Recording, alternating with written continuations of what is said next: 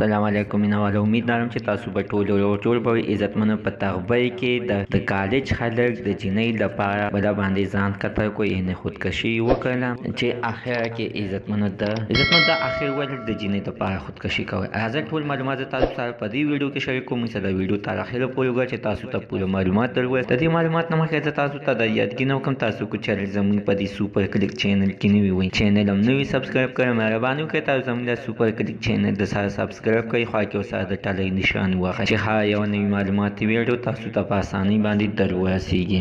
عزتمنو په تغبۍ کې د ګل غوندې ښایسته ځوان پیسل خلک د جنۍ لپاره دغه شانتې خپله ځان مړ کړو. نو ډېر وخت نه د دې جنۍ سره لینک دین و، دې جنۍ به مو سره ډېر په مینه محبت باندې ګپ شپ لګولو، د دواړو یو بل سره مینه محبت. خو دې جنۍ به دې پیسل خلک ته روزانه ویله چې زموږ کور ته څوک ولېږه چې زما د ستا دپاره وغواړي. خو عزتمنو د پیسل خبره به کور کې هېچا هم نه منله چې مور ته به یې کلي ویله چې مورې زه به دغه جنۍ کوم، دا زما خوښه ده. نو مور به ورته په جواب کې ویله چې ته وکړه لا ماشوم او ته صبر وکړه، ته ول سبق وایې، خپل سبق سر ته ورسوه، د هغې نه بعد به یې ته د واده سوچونه کوه. مینهوالو مور ته همیشه دپاره چې زامن څومره غټ شي چې بوډاګان هم شي، نو مور ته زامن همیشه دپاره د غېږې ماشوم ښکاري، ماشومان ښکاري.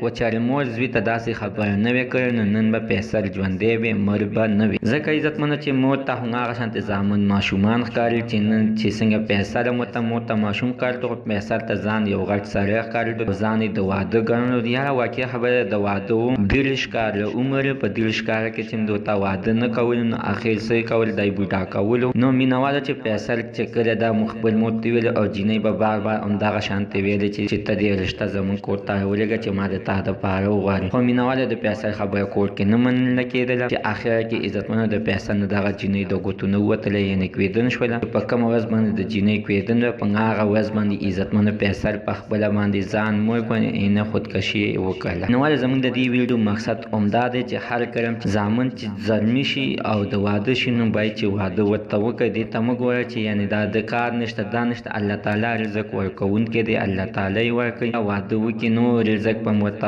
الله ورکوي او الله تعالی به ولې د کار بندوبست به موله وکړي. مینهوالو زموږ د سره تر نن ورځې معلومات د دې ځای پورې د نوي معلوماتو لپاره د سره زموږ د سوپر کلیک چینل د سره سبسکرایب کړئ، خوا کې ورسره د ټلۍ نشان ووهئ چې هر یوه نوي معلوماتي ویډیو تاسو ته په اسانۍ باندې در